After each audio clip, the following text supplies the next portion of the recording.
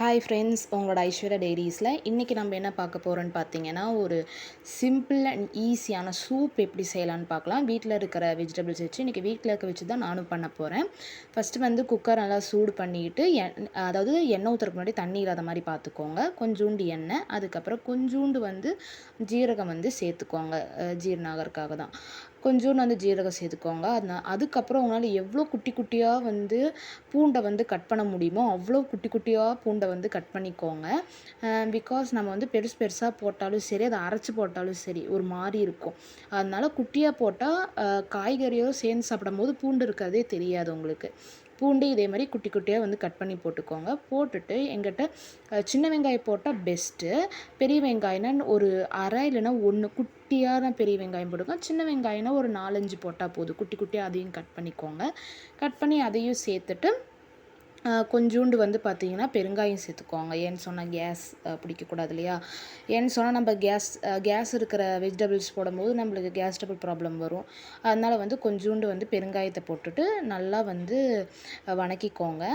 நான் இதில் வந்து பார்த்திங்கன்னா கொஞ்சோண்டு மல்லி இலை போட்டுட்டு வீட்டில் என்ன வெஜிடபிள்ஸ் இருக்குதோ அதை நல்லா அதே மாதிரி வெங்காயத்தை எப்படி கட் பண்ணிங்களோ அதேமாதிரி குட்டி குட்டியாக அதையும் கட் பண்ணிக்கோங்க. இன்றைக்கி எங்கள் வீட்டில் வந்து கேரட்டும் உருளைக்கிழங்கும் தான் இருந்துச்சு. ஸோ அதை நான் நல்லா குட்டி குட்டியாக கட் பண்ணிக்கிட்டேன். கட் பண்ணிவிட்டு அது உங்களுக்கு எண்ணெயெல்லாம் வழங்கணும்லாம் அவசியம் கிடையாது. இந்த வெஜிடபிள்ஸ் எல்லாம் ஏன்னு சொன்னால் நம்ம தண்ணி ஊற்றி விசில் தான் நம்ம வைக்க போகிறோம்.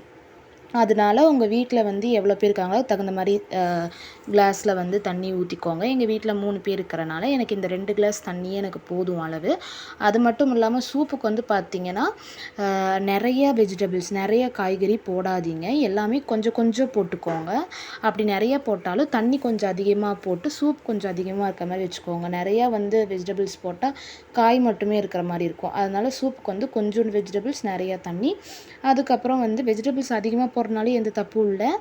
ஆனால் வந்து வெஜிடபிள்ஸ் வந்து அதாவது கீழே வெஜிடபிள்ஸ் இருக்கணும், மேலே கொஞ்சோண்டு தண்ணி இருக்கணும். அப்போ தான் அதோட டேஸ்ட் நல்லாயிருக்கும். கொஞ்சோண்டு கல்லுப்பு, அதுக்கப்புறம் தேவையான அளவு பெப்பர் போட்டு நல்லா வந்து கலக்கி விட்டு குக்கர் வந்து நீங்கள் மூடி வச்சுக்கோங்க. நான் குக்கரில் வந்து பார்த்திங்கன்னா 4-5 விசில் தாராளமாக விடுவேன். எனக்கு அப்படி விடுறதுனால காய் வந்து குலையுமானா எனக்கு வந்து குலையல.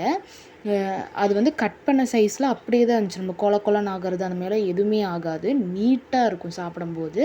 உங்களுக்கு அப்படி நாக்கில் வந்து அந்த கேரட்டோ உருளைக்கிழங்கு படும்போது அப்படியே வந்து சாஃப்டாக இருக்கும். நீங்கள் கடிச்சு சாப்பிடக்கூடிய அவசியம் இல்லை. அதுக்குன்னு உங்களுக்கு குலையாது. பாருங்களேன், குலையல. இதை நீங்கள் வந்து பார்த்தீங்கன்னா ஒரு வீக்லி 3 டைம்ஸாவது சாப்பிடுங்க. இது ரொம்ப ரொம்ப நல்லது உடம்புக்கு. வெஜிடபிள்ஸ் எவ்வளோக்கு எவ்வளோ சேர்த்துக்கிறோமோ அவ்வளோக்கு எவ்வளோ நல்லது. இதில் நான் வந்து கார்ன்ஃப்ளவர் வாட்டரே நான் சேர்க்கல திக்னஸ்க்காக. ஏன்னு சொன்னால் இதுவே எனக்கு வந்து டேஸ்ட்டாக தான் இருந்துச்சு. இது உங்கள் வீட்டில் வந்து கண்டிப்பாக ட்ரை பண்ணி பாருங்கள்.